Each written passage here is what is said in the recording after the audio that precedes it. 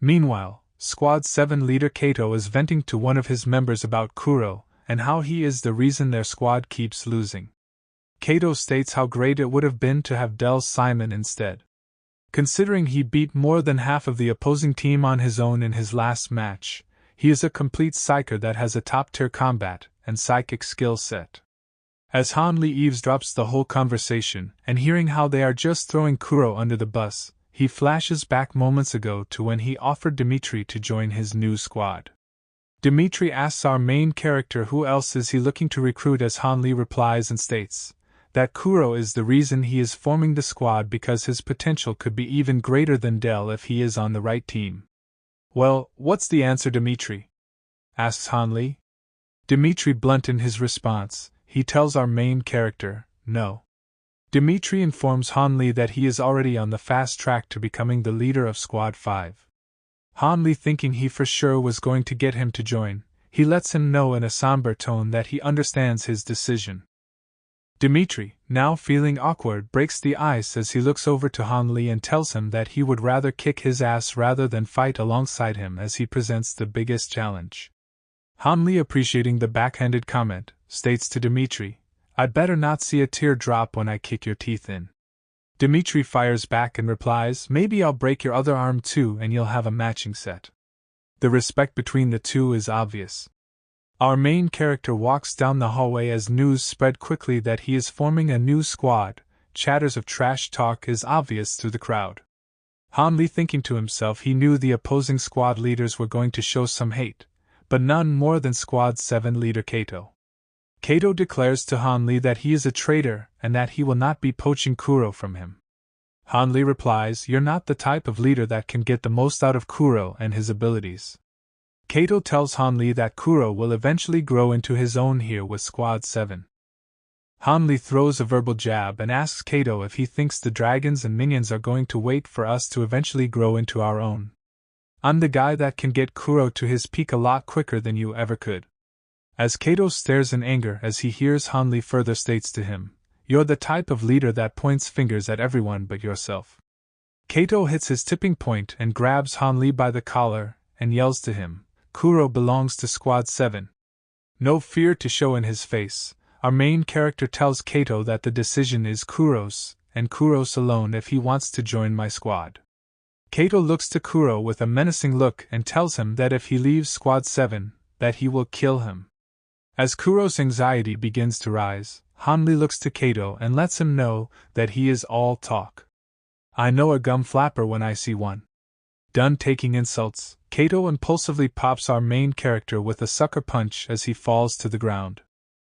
Kato, realizing that he might get in serious trouble for striking Han Li, our main character wipes his face and tells Kato, I'm not going to waste my time kicking your ass and losing my opportunity to have my squad. Han Li walks past Kuro and says, let me know your decision when you are ready, bro. As our main character walks away with other squad leaders yelling out, you're not recruiting my squad members. Hell! You may not recruit anyone. Kuro looks in fear as he sees his best friend walking away and not knowing what to do. As Han Li continues to walk, he thinks to himself that the two people he thought for sure would join him has either said no or is undecided. Am I going to be able to recruit anyone? Before he can answer his own question, Han Li bumps into another second year who is dressed completely different with what appears to be full-headed skull mask. As Han Li begins to apologize for running into him, the skullhead walks off quick enough where Han Li realizes, this guy is fast. Han Li gets a ring from his watch as the message states for all squad leaders to meet outside by the medical wing. There to meet the squad leaders is Dr. Grace and the new batch of second years who completed the growth serum injection and surgery. The doctor points out that the 6 new recruits are going to need to join a squad. Similar to a sports draft, Dr. Grace states that since Han Li just started a new squad, he will have the first pick of the litter. Han Li, realizing the great opportunity he has to recruit his first squad member, he walks to the front and announces that he is the leader of Squad 13. My squad is running a bit light as it's new, so anyone who wants to join, you're in. All but one of the recruits snicker, as one of them asks Han Li if he is unable to recruit at all. The one who didn't laugh at our main character steps up and asks to join Han Li's squad. Our main character is surprised to see that it is his good friend, Jose. Later on that night, a now fully grown Jose lays back and expresses he is surprised that none of the new second years wanted to join. Han Li deduces that they probably didn't want to join a squad that isn't even established yet. Our main character takes the opportunity to thank Jose for taking the chance and joining his squad. Jose, laid back as always, tells Han Li that the rest of them are idiots. They have no idea what you're capable of, Han Li. Because if they did, the other 5 newbies would have jumped on board. As Jose gets up to stretch, he lets Han Li know that he is tired after his first day out of the cultivation pod and going to head to bed. The two stop their conversation as they hear a knock on the door. Our main character opens the door with complete shock on his face. He sees his buddy Kuro's face mashed up and bandaged but somehow with a smile on his face. Kuro flashes back as he lets Kato know he is leaving Squad 7 for the new Squad 13. Kuro jokingly states that he knew Kato was full of crap with the death threat, and a little ass-kicking was worth leaving the squad. Our main character can't hold back his smile as he sees Kuro has developed some grit. Jose screams out, "With the 3 of us back together again just like on the island, there's no way we can be beat." Walking in the room is another second year as he asks if there is another spot available on the squad. The new second year also states, "Considering every other squad leader has a target on your head, Han Li, this squad is bound for some exciting battles." "Just my style." Jose asks Han Li if he recognized the newcomer, and Han Li with a smile on his face remembers him from sparring in Class B. "Nuth Myers. You're in?" Nuth asks, "Considering now we have 4 members, Squad 13 is officially legit, right?" Our main character replies, "Not only are we official, but now the most hated of all the squads. You all ready for what's to come?" They all look to Han Li and are ready for it. Our main character knows now that he is responsible for not only his but his 3 new squad members, but you know what? We got this. The next morning, all of Han Li's new Squad 13 is called down by one of ARC's authority figures. As he welcomes the new squad, he introduces himself as Grossman, the chief instructor of all second years. As he greets Han Li, then both Jose and Nuth, he looks to Kuro and asks him, "What the hell happened to your face?" Kuro, smiling from ear to ear, replies, "I just so happened to trip and fall down the steps." Grossman looks at Kuro and smirks as he already deduces that Kuro faced a steep punishment for leaving Squad 7. Grossman plays along and tells Kuro to watch his step next time. Grossman informs the group that they will be given 3 weeks to develop before competing in any matches as they are a new squad. After 3 weeks, you will be competing and the event and opponent will be a random selection. Do all you can to prepare. Han Li does not take Grossman's words lightly as he understands the challenges in front of him. 3 weeks come and go. First battle for Squad 13 is in gun survival against Squad 9.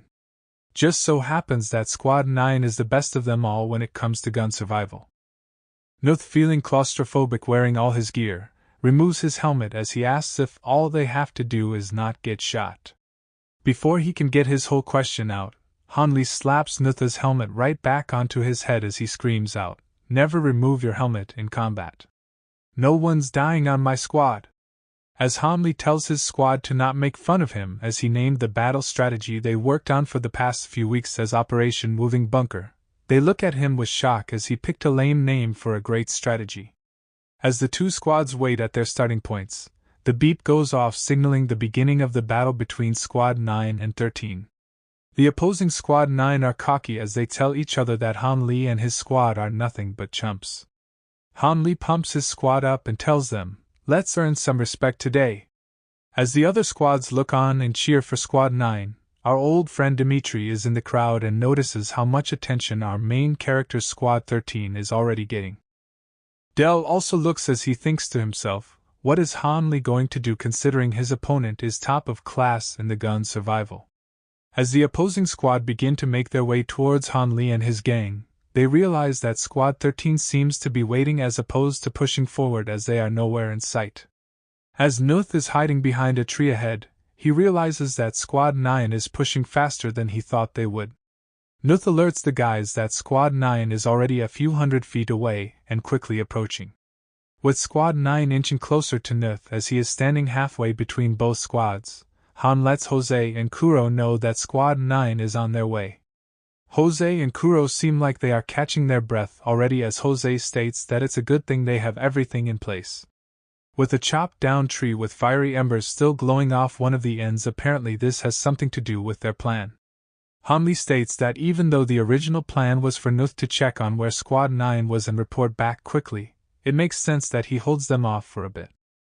A shot fires off from Squad 9 and gets Nuth right in the leg, with him screaming in pain from the non-lethal but extremely painful shot. As the rest of Squad 9 is chasing down the injured Nuth, he realizes they are right behind him and quickly turns back to face them to let off a litany of shots in a desperate attempt to get distance. As the Squad 9 members find cover while simultaneously making fun of Nuth's bad shooting, he falls to the ground from the pain and injured leg. As he looks up to see a bunch of shots fired in his direction, Nuth takes cover and understands the original plan was for him to make it back to his team, but instead realizes it's best he buys the rest of his team time. The red team still searching for Nuth are surprised they haven't seen the rest of Squad 13 yet. They deduce whatever strategy they are employing is garbage. With Han Li, Kuro and Jose finally getting up from what seemingly was a resting period. But what for exactly? Our main character instructs that it's time to execute the game plan as Nuth is probably injured considering how much time he has bought them. Jose and Kuro seem especially appreciative that they had extra time to recover as they expended a lot of energy using their telekinesis and ignition abilities together to cut down a massive tree. With the three at full strength, they begin to execute the next phase of Han Li's strategy. The lame name, Operation Moving Bunker, is now in full effect as they are all using their bodies as well as their telekinesis to lift the tree and use it as a shield. Both Dimitri and Del look on as they both say at the same time, Kuro's telekinesis is strong enough to carry most of the load. They awkwardly look at each other as they share a moment of agreement even though they still have unfinished business. Nuth, providing as much cover fire as he can to give his teammates as much time as possible, runs out of ammo as he looks to reload. Before he can make another move, a Squad 9 member with his gun drawn at Nuth's head questions, "This is your plan? One person fights alone while the others hide?" Dimitri and Del look on as Dimitri points out that Nuth was just eliminated and wonders if the weird tree shield is going to get them a victory. Del realizes the hole in the game plan of using the giant tree as a shield and wonders if Han Li is also aware of the possible flaw. As Squad 9 shoots and shoots with no success as the tree is providing cover, the leader of Squad 9 realized that he chose all his best shooters for this match and should have used one of his elite psychic teammates in this battle. As Han Li pops from behind the tree shield and lets off round after round, Squad 9 is left to find cover and the leader states that they have to stall out long enough where Kuro and Jose get worn out from using their telekinesis to levitate the tree. Han Li thinks to himself, "I know that there is a possibility the plan won't work, but once we're close enough, Jose, you're on." Jose steps out front and uses his ignition ability to light the surrounding grass and shrubs, causing tons of thick smoke. As Squad 9 is coughing up a storm from all the smoke, every other squad back at base realize that Han Li's Squad 13 is making a comeback by using the smoke as cover. With two of the Squad's 9 members running out of the smoke field, they run right into Jose and our main character as they are choking. Before they can even look up, the two Squad 9 members get shot multiple times by Han Li and eliminates them from the match. With the two remaining members of Squad 2 realizing that is just the both of them, one of the two come to the conclusion that they can also use the smoke for cover. Not even a second after that statement, two stones fly through smoke, leaving a clear opening for Han Li to shoot down the two remaining opponents and claim victory. That last combo attack from Han Li and Kuro was the finishing blow. As the early boos from the crowd turn into cheers for Squad 13, chatters from the crowd are amazed at the game plan that was employed and how they all worked together. Han Li is gaining respect from his peers. Dimitri is excited for his friend's victory, as Del is showing nervousness after seeing a perfectly executed strategy, and knowing Han Li's mind combined with Kuro's gifts presents a challenge in the future. As Kuro, Han Li and Jose look to each other with excitement from their first victory. Just so happens that the chief instructor for the second years, Grossman, watched the whole battle and is beyond impressed with Han Li's strategy. Just not in an excited way. Flashing back to yesterday before the battle of Squad 1 and 13. Han Li is soaring through the air with Kuro using his powerful telekinesis to levitate him. Kuro manages to barely land Han Li safely as he almost went face first into the ground. Our main character shows his excitement as the plan looks to be coming together well as he compliments Kuro on his telekinesis. Kuro asks Han Li if he is at all worried considering they have been practicing the move off a 15-foot ladder when tomorrow he'll be on a tree trunk over 4 stories high. Han Li replies that even though it's going to be difficult, that's what makes it exciting, so all I ask is you best bro. Han Li goes over the plan stating he will attack from above and all Kuro has to do is manage his speed going down so he doesn't kill himself, or the opposing team captain. Back to the present day. Kuro is on his knees begging our main character for forgiveness. Unrealized initially from all the adrenaline, Han Li broke his arm from the leaping stunt off the tree. However, as the true leader he is, our main character lets Kuro know that he did great considering how daunting the task was. Nuth supports Kuro as well stating that without him, there is no way any of us could have went head to head with the giant Squad 1 member. So chill out bro. Jose with his usual smile on his face states since they are down a man, they probably won't have a match for a bit. Right on K. Everyone's watch starts beeping as they are shocked to see the message. The message reads in 2 days' time, Han Li's Squad 13 will face Kato's Squad 7 in the infamous air combat. Shortly after, Kato is walking with purpose towards Chief Instructor Grossman's office. As Grossman hears the knock on the door and says, "Come in." To his surprise, it's Kato walking in as he expected Han Li to barge in and complain about being matched up to fight with an injury. Kato is visibly upset. Meanwhile, on the other side of the compound, Jose, Kuro, and Nuth speculate that Squad 13 is being set up to fail. They already battled Squads 1 and 9 in their specialty matches and now have to face Squad 7 in air combat. Jose, completely furious, states they should protest against having to fight with their leader nursing a broken arm. Back at Grossman's office, Grossman reveals to Kato that he is setting this match up to have Kato and Squad 7 to be guaranteed the win. He asks, "What are you huffing and puffing about?" Kato proudly states that he is capable of defeating Han Li and his team fully healthy. Grossman states, "Do as you're told and defeat Squad 13. Kato is dismissed, and as he is walking out he thinks to himself, "Does Grossman not think I can take Han Li? I'll show him." Our main character approaches his squad as he hears them complaining about having another match scheduled so soon with an injured member. Our main character tells the group that he will develop a strategy to win, no need to keep stressing over something they can't control. Approaching the members of Squad 13 is, you guessed it, Kato. Kato tells Han Li, "You better walk the walk when we battle. You really think you're going to win with a broken arm?" Han Li lifts his good arm and states, "We're winning regardless no matter how much tougher Grossman is making it on us." Kato approaches Han Li and in a menacing tone tells him, "I know you're not stupid enough to think that you can gain enough air combat experience in 48 hours. Han Li replies, "You're not sharp enough to figure out what I'm planning. Come correct or get your teeth kicked in. I'll kill you traitors!" screams out Kato. Han Li with his eyes glowing in a very serious tone tells Kato, "You've never killed before, so shut the hell up with your empty threats." With no comeback in mind, Kato walks off as he declares that he will make Han Li eat his words. As they all look at Kato doing the walk of shame, Han Li understands the importance of winning this next battle. Over to the gym they go. Han Li, with his only working arm along with his squad, are training using telekinesis to control the air bits. Han Li a bit discouraged as he already is not the most gifted in terms of psychic ability, and not using his other arm is hindering him. As Han Li looks over to Jose and realizing that the plan calls for him to both use his telekinesis and his ignition, he realizes it will drain him of energy rapidly. He thinks back to when Kuro was with Squad 7 and had too much responsibility, and it overwhelmed him. Let's not make that mistake.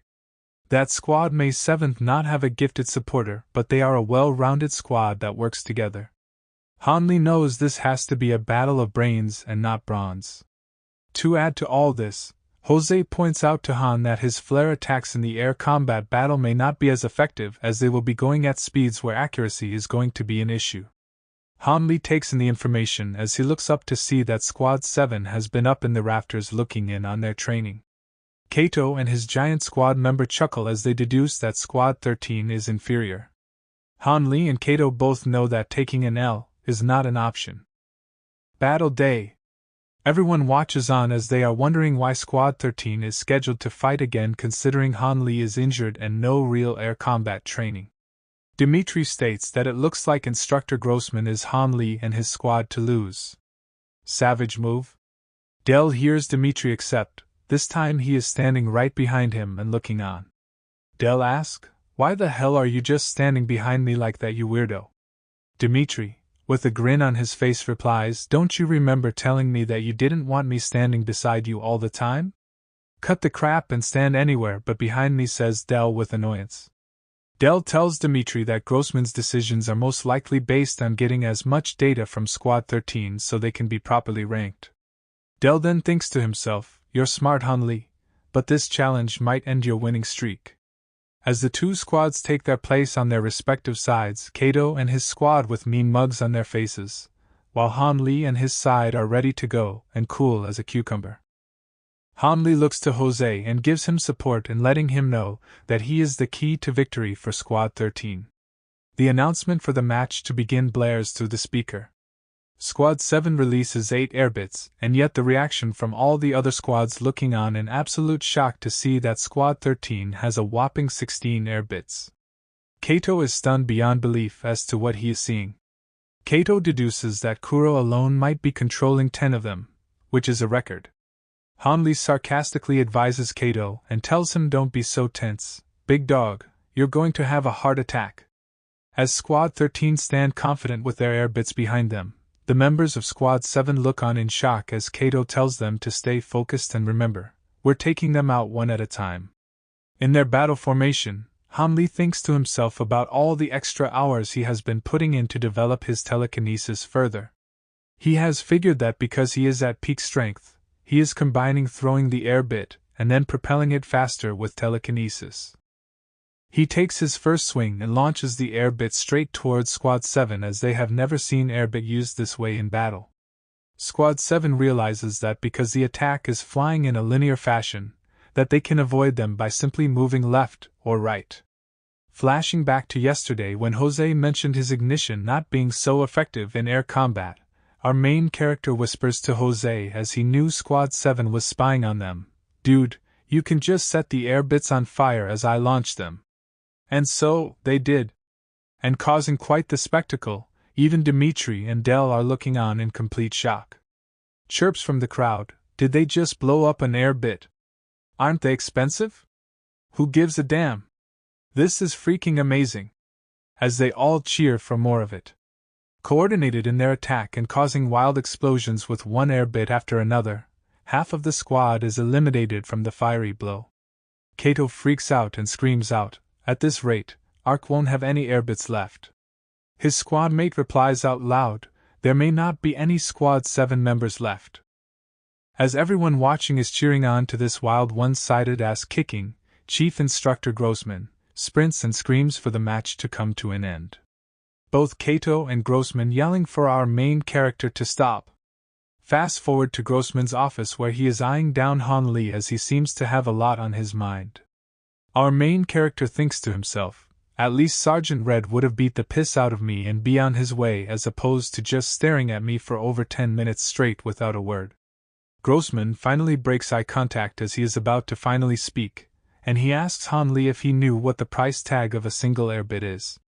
Our main character was thrown off by the question, and answered back with, "I assume it cost an arm and a leg, boss."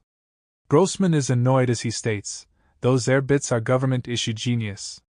You could work for the rest of your life and not afford a single one. You're lucky you're registered with Arkansas." Han Li, confused, states he thought he was brought in to critique and review his game plan. Grossman, knowing Han Li is going to be giving him fits, does concede, stating, "By definition, you and Squad 13 did not commit any fouls, But damn it if you didn't think that blowing up airbits would not cause a ruckus. I'm not going to pat you on the back for finding some unconventional game plan like Sergeant Red or Instructor Chin did. You come up with a game plan that is anything remotely close to the stunt you pulled today. You make sure I'm made aware prior, got it? Han Li complies and then asks Grossman, I don't think Ark would complain about losing airbits if this were a battle against the dragons, considering it's a damn good plan. I could have sworn that was the reason for these battle trainings. Grossman stuck for a moment as everything Han Li just stated was completely true. He springs out of chair with laughter and tells Han Li he's got a point there. At least you have a soldier's mindset, Han Li. I'll be tracking your progress, so for now, squad leader, you're dismissed. Han Li salutes, and as he turns to walk out of Grossman's office, Kato just so happened to be walking in. Kato is still furious, as he flashes back to their battle. Kato dodges an incoming air bit as it explodes behind him from Jose's flare attack. Diving down through the smoke cloud is our main character, and in a kamikaze fashion, runs his shoulder through Kato's chest and knocks both him and Kato out of the match. Kato, back to the present, tells Han Li, you're gonna lose respect from everyone with dirty moves like that, you slime. Han Li replies, chill out, tough guy, you must have waited outside the door this whole time to get that off your chest, huh? Kato screams out, you think you're in my head or something? I don't wait for anyone, especially pricks like you. Han Li walks away as Kato warns him that the next time they meet in battle, he is going to destroy him, so get ready, punk. Han Li couldn't care less. As the sun is setting and Han Li finally makes it back to his dorm, he is greeted by his squad and another meal of victory all set in place to munch on. Kuro mentions that after discussions, Ark gave them the victory considering no rules were broken. Jose states he was nervous they would have been disqualified for that game plan, but it's all worth it now.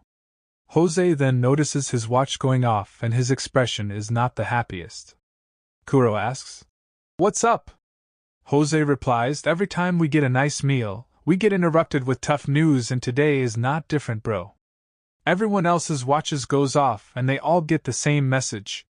Squad 5 versus Squad 13 event, capture the flag, 7 days from today. Just so happens Squad 5 is led by none other than our friend Dimitri. Putting us against him and his team in a head-on battle, which is their specialty, just seems to be the constant theme that Grossman has for us, huh? Keep it coming, big guy. Meanwhile, Dimitri is heading back to his dorm after getting a grueling workout in.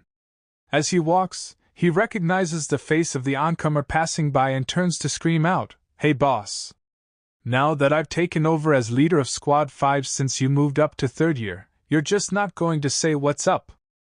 I mean, our squad is on a crazy winning streak since I've been the leader, my man.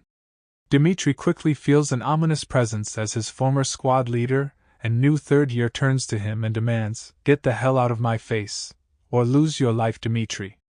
From feeling confused as to what happened to his former leader, to beginning to see an opportunity to test his strength, Dimitri replies to his former squad leader and states, show me what you got, 3rd year. Fast forward 1 week, our main character in his battle gear and obviously winded. As footsteps approach and Han Li looking up in disbelief in the sheer power his opponent has displayed so far, we now see his opponent is the same skull-headed guy he bumped into weeks back. Han Li back to his feet as he sees his foe for 1 second, then gone the next, and now on the receiving end of multiple blows all occurring within seconds of each other. In obvious pain and spitting up blood, our main character falls to his knees in what seems to be defeat. 6 days prior to this battle, Han Li is brought into Grossman's office for a private conversation and given some bad news about Dimitri. Dimitri took a brutal beatdown from his former squad leader and now 3rd year, leaving him unconscious. Grossman further states that Dimitri is in stable condition and will make a full recovery, but he will not be leading his squad into battle against Han Li's Squad 13.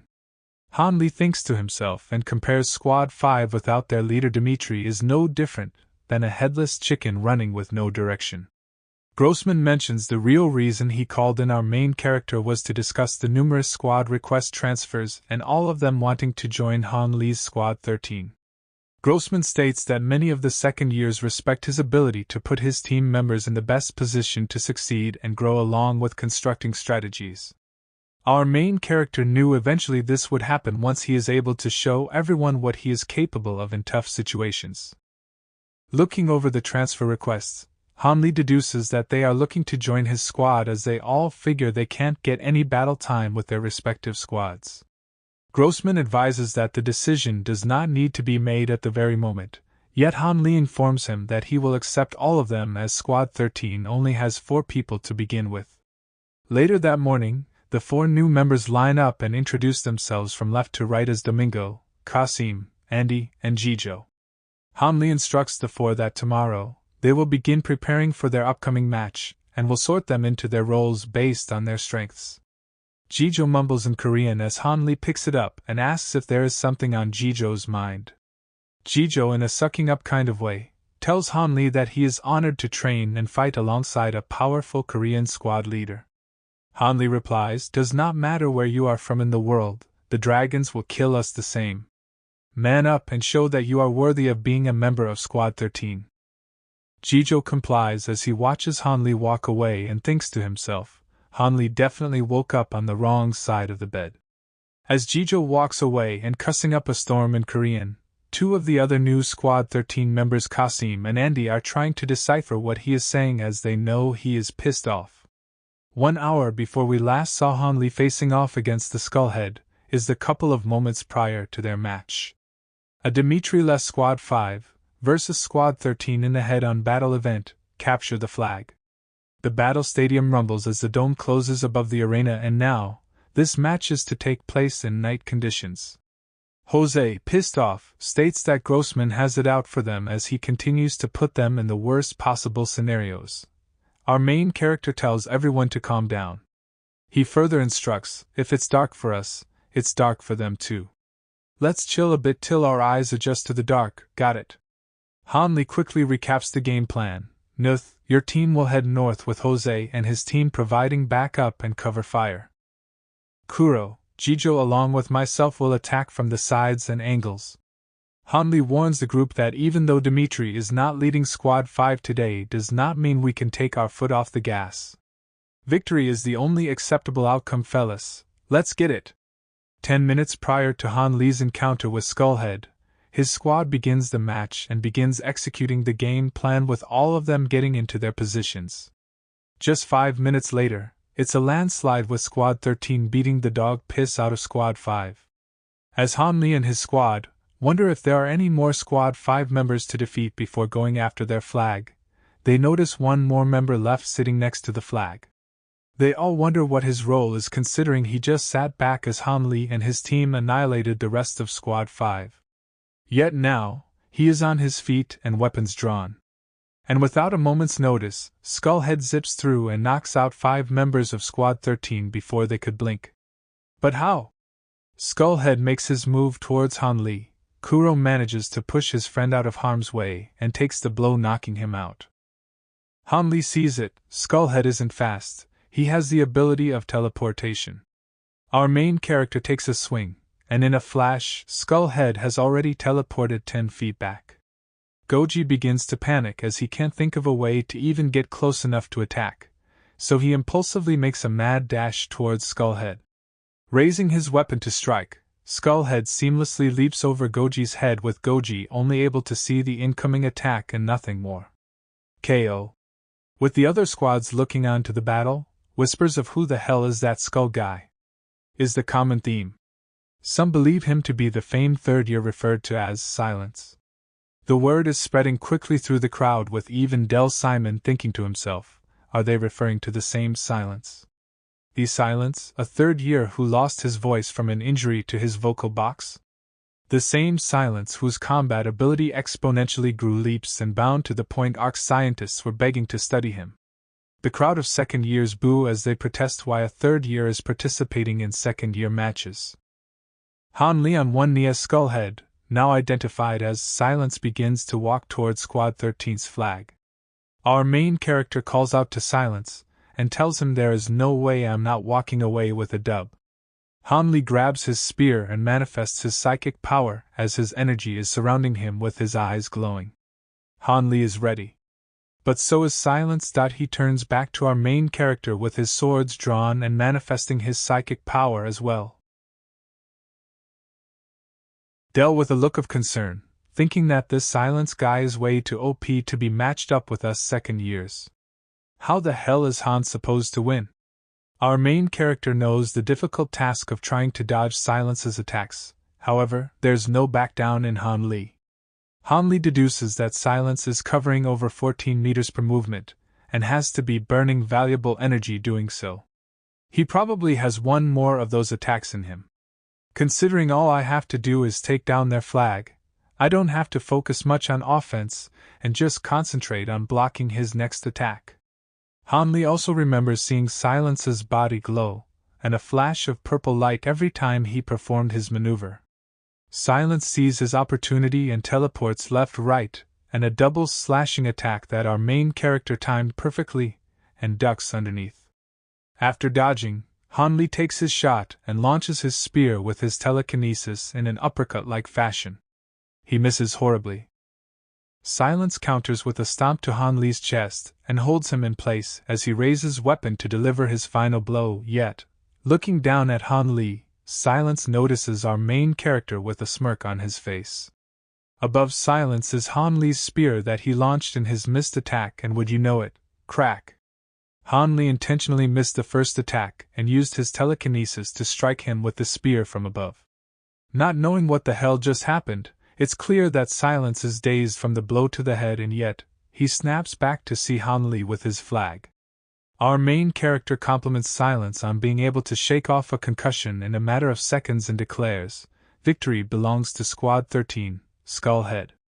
With cheers from the crowd as they witnessed Han Li defeat a third year, someone else on the other hand, seems to be a bit envious of the massive feat. The next morning, Kato squats down with some bread as an offering to a walking by street cat. Kuro speaks to the cat and states that he used to feed a cat just like him when he was at the orphanage. He further states, "Because I was the only darker-skinned person there, no one wanted to be my friend. But check me out now, kitty! I have friends and now a psyker."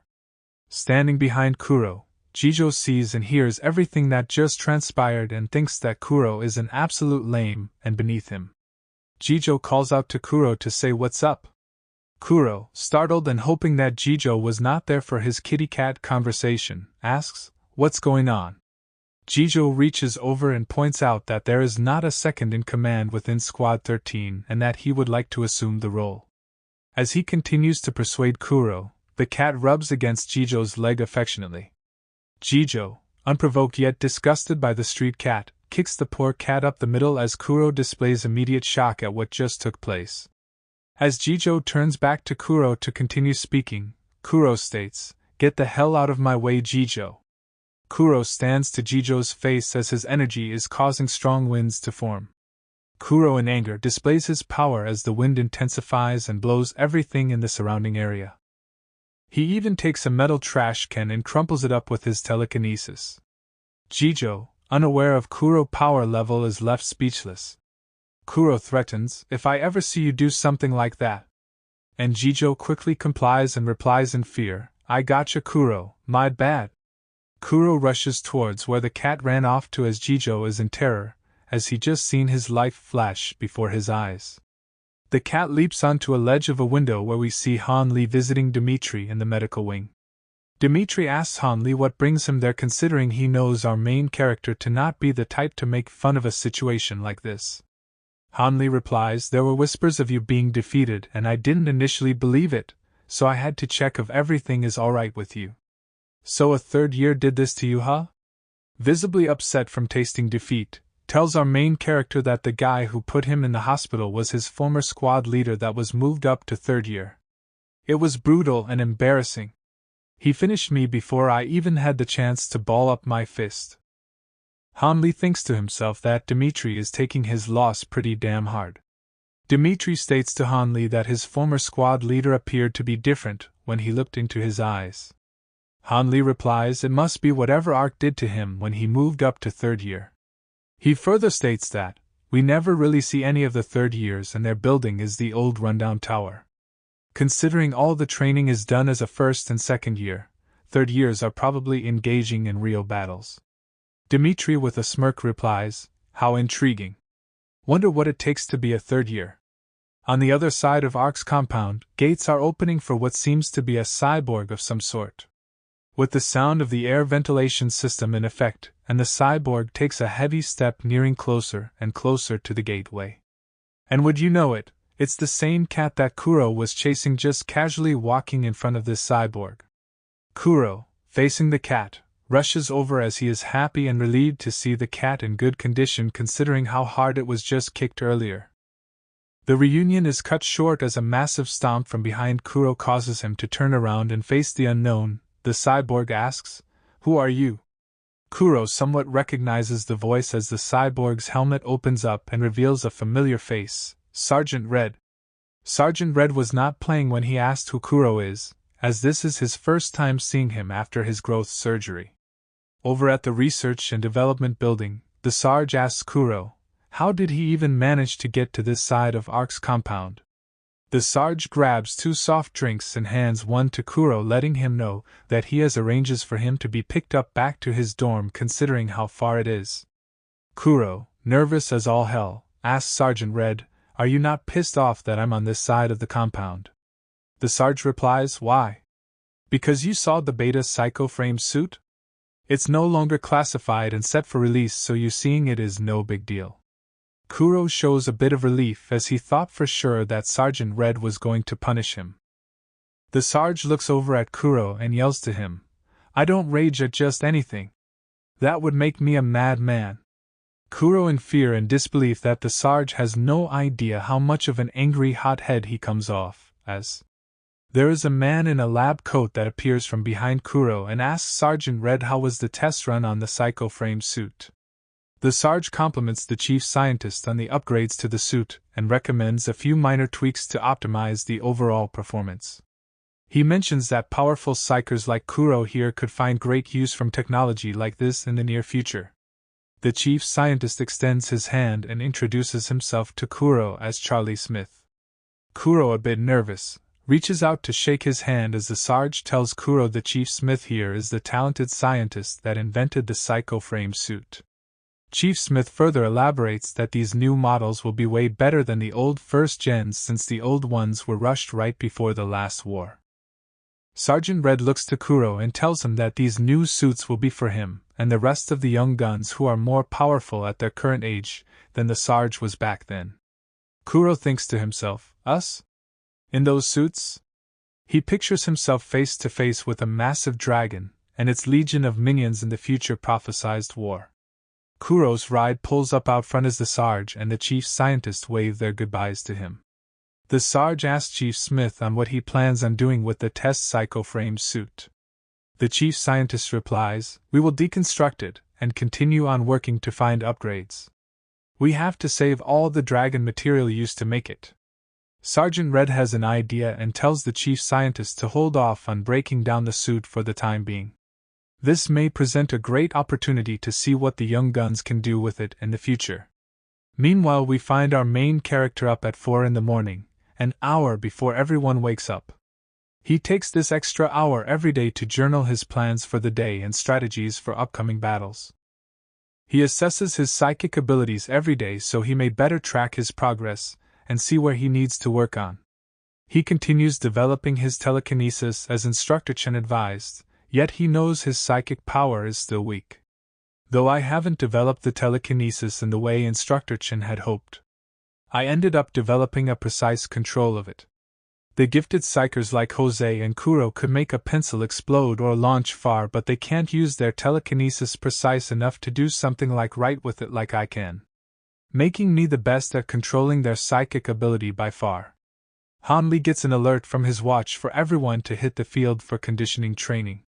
Nothing has changed since they were first years. First thing every morning, sprints. Everyone coordinated with a 1-2 cadence. It's quite brutal. Dmitri gives a "what's up?" to Han Li, as he replies and asks, "How was the trip to the dimensional tear yesterday?" Dimitri shrugs off the trip and jokingly tells our main character that the dimensional tear looks like a romantic place to take a girl. Ha! For reference, a dimensional tear is what is left over from where the dragons and minions came through. Chief Instructor Grossman had half of the second years go yesterday, and the other half later on today. Our main character flashes back to Grossman addressing all the second years and explaining that the dimensional tear can be considered the bridge to our world and other worlds in different dimensions.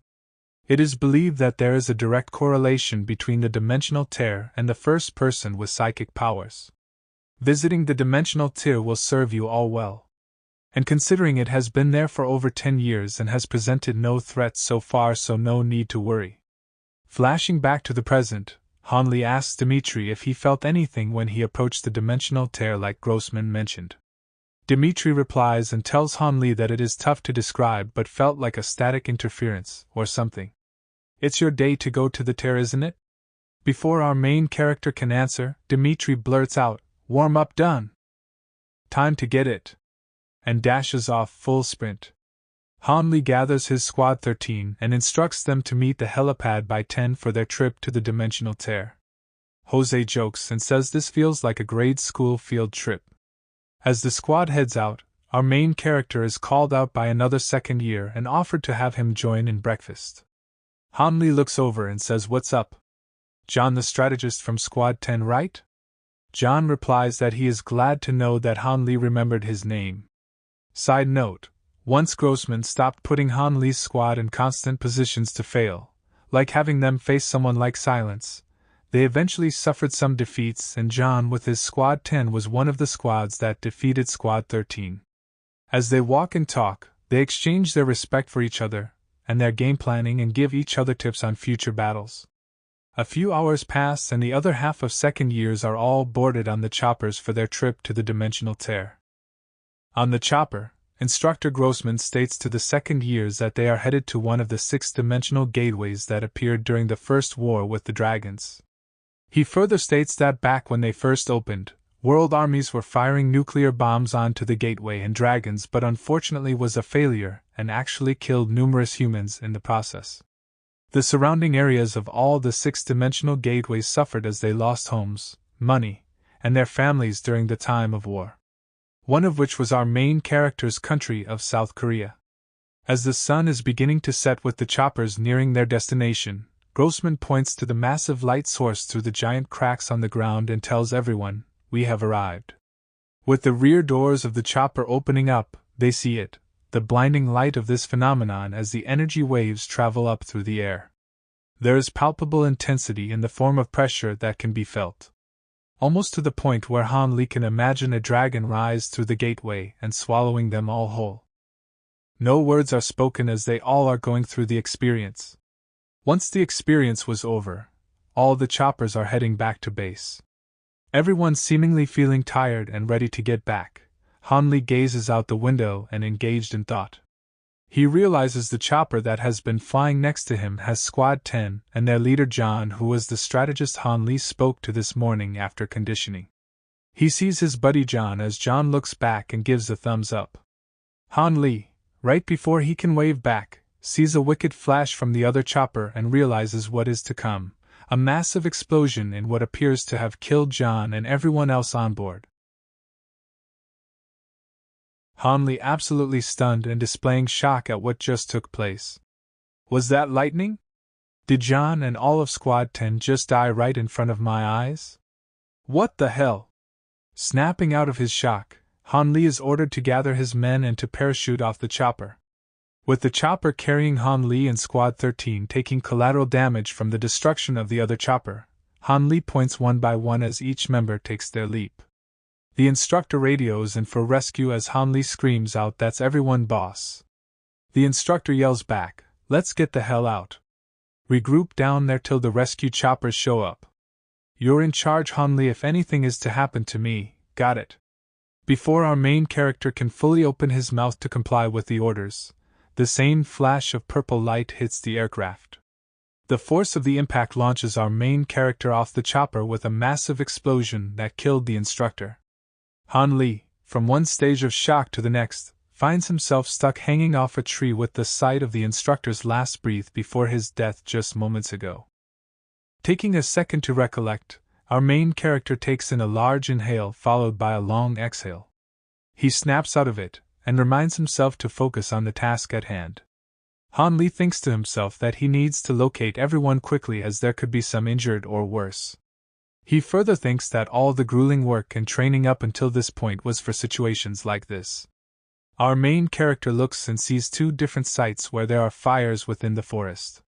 He deduces that one of the flames could be Jose sending out an SOS. He pulls out a serrated blade and frees himself from the straps of the stuck parachute. Observing his surroundings, he hears footsteps from the bush behind him and immediately turns into his fight stance with his blade at the ready. Han Li is relieved that footsteps came from Goji as he pops his head out. Our main character asks Goji how he was able to find him in this large forest. Goji, displaying his awareness, tells Han Li that he never took his eyes off the chopper after jumping because he knew that our main character would be last to jump. So he tracked him here. Han Li, surprised at Goji's troubleshooting and quick thinking, states that they need to get a move on and make sure everyone else is okay. Han Li, thinking quickly on his feet, decides to break off branches and carve into every tree they pass to serve them as checkpoints. Han Li and Jizhou approach what appears to be a third arc chopper down, as they hope to find more survivors. As they enter, there's nothing but carnage and all the dead bodies of the Squad 8 members. Goji, never witnessing death before, looks to see what could have been his own fate, and his body reacts with him getting nauseous and throwing up. Han Li, however, keeping a level head, gets Goji's attention, and Goji, thinking to himself, does Han Li have a heart made out of ice? How can he witness all this and seem so calm? Han Li tells Goji, as an orphan on the streets, I've seen people die and realize my tears won't help them once they're dead. Now come on, before someone sheds tears for our death. Han Li turns and sees a giant minion in the form of a mutated werewolf climb atop the chopper. All 6 of its glowing eyes facing him as it lets out a menacing growl. Our main character, blade drawn and ready, instructs Jizhou to look in the chopper and see if there is anything that can be of use. Jizhou asks, why don't we just haul ass and run? Han Li replies, running makes no sense, Jizhou, werewolves are way faster, we eliminate the threat here and now. The mutated werewolf swings its arm and a tentacle shoots out from its shoulder and wraps around our main character's arm. Han Li screams for Jizhou to get the F-puck out of here now. Jizhou complies and gets moving, running by Han Li and the werewolf as he thinks to himself, damn it! I don't want to be here. Meanwhile, Han Li manages to get his blade in and slice the tentacle off his arm. He pumps himself up as he knows another attack is coming, and on cue, the werewolf roars with Han Li dashing to attack. The wolf flips up into the air and coming in for an aerial attack with our main character backed against a tree assessing the next move. The outstretched hand of the wolf, in which the fingers also extend into tentacles, slice right through the air and barely missing Han Li's head. Goji, on the other hand, is about to have a panic attack from having to go into the chopper with all the dead bodies. He thinks to himself, this fight is pointless, and maybe with Han Li preoccupying the werewolf, I can get the hell out of this devil's playground. Goji, realizing the cowardly nature of his thoughts, slaps some sense into himself and remembers I'm part of Squad 13, and we don't leave any of us behind, ever. As Han Li is still fighting on and dodging various attacks, Jizhou is wrestling through the chopper to see if there are any weapons that can be used to kill this damn wolf. He grabs a long steel rod as the closest thing to a weapon he can find. Meanwhile, our main character is realizing that all the tentacles he has been cutting off, the werewolf grows them right back. With the werewolf having a firm grip on our main character, Han Li knows the chance of his survival is grim. A stone comes flying in from behind the wolf and cracks him right in the back of the head.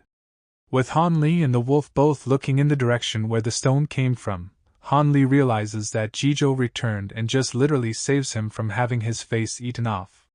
With Jizhou charging and the werewolf now focused on him, the wolf makes a mad dash towards Jizhou as he pulls out the steel rod he's attached to his knife.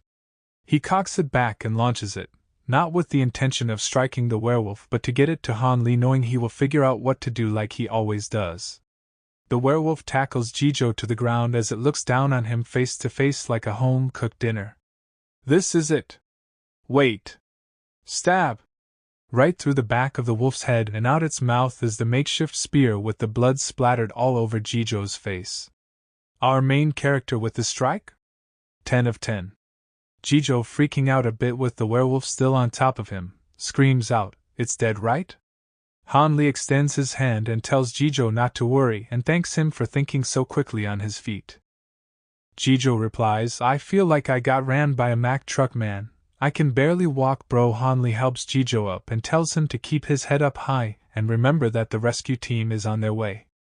Meanwhile, the rest of Squad 13, along with a couple of stragglers from other squads, build a fire in hopes that it would serve as a beacon for their leader Han Li. Kuro states to Jose, "The second Han Li finds us, we are good, my man." Jose replies, "Yeah, our boy is going to lead us straight out of this hellhole, no doubt about it, bro." The couple of stragglers look to each other, and don't display the same confidence Squad 13 has for their leader Han Li. As the rustling of bushes alerts Kuro, he turns back to look, hoping it is our main character. Instead, it's a portion of Squad 9, all with looks of distraught on their faces.